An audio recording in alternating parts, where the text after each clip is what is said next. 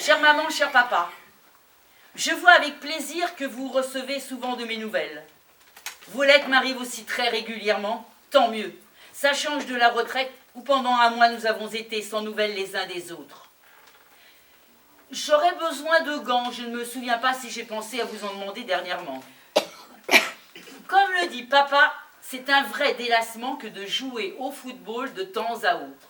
Bien loin de fatiguer les poilus, ça redonne de l'énergie en faisant jouer les articulations qui ont plutôt besoin de ça. C'est si bon de plaquer les copains. Dans la tranchée en face de ma cabane se trouve une assez grande place, dite place des Alliés. Elle a 20 mètres de long sur 5 de large. On y fait de l'entraînement à 5 ou 6 types.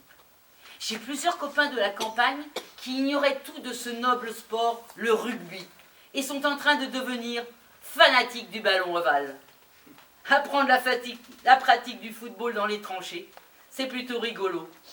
Je vous narre tous ces détails pour vous montrer que l'hivernage, terre à terre, c'est le cas de le dire, ne nous a pas complètement déjetés, et le jour où il faudra emmancher la baïonnette au bout du flingue pour vider les boches d'en face, on sera un peu là.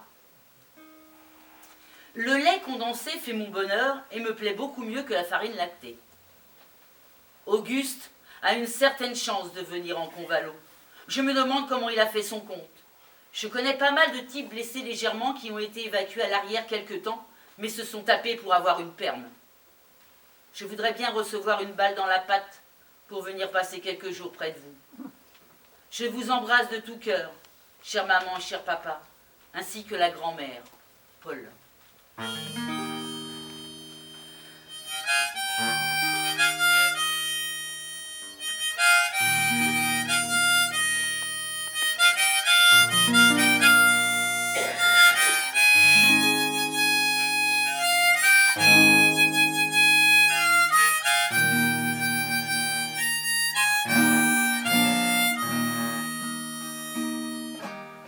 Je vais chanter le bois fameux, où chaque soir dans l'air brumeux rôde le boche venimeux, à l'œil de traître, où nos poilus, le cœur altier, contre un brandi de métier, se sont battus sans lâcher pied, au bois le prêtre.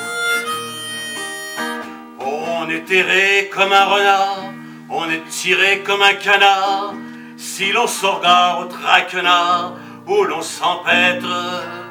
Dès que l'on quitte son bourbier, on reçoit un lingot d'acier, car l'on est chasseur et gibier, au bois le prêtre. Tous les arbres y sont hachés, et les bavarois desséchés, là-haut sont encore accrochés sur un vieux hêtre. Ils y sont pour longtemps, dit-on, car même le vautour glouton vous a le dégoût du teuton, au bois le prêtre. Là-bas le fauve c'est le pouls, ce que l'on se gratte c'est fou. D'abord on lutte avec la poudre de pyrètre, puis au toto on s'aguerrit, et l'on conclut avec esprit. Plus on a de poux, plus on rit, au bois le prêtre.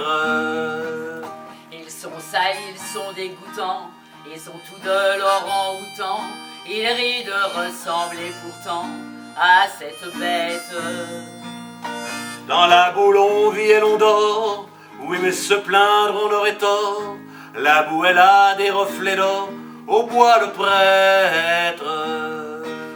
Si du canon bravant l'écho, le soleil y risque un béco, on peut revoir le coquelicot partout renaître. Car change un geste de semeur, Dieu pour chaque poilu qui meurt jette des légions d'honneur, au bois le prêtre. Après la guerre nous irons, et nous nous agenouillerons, sur chaque croix nous écrirons en grosses lettres. Si j'y un gars plein d'avenir, qui sans un mot, sans un soupir, pour la France est tombé martyr, au bois le prêtre.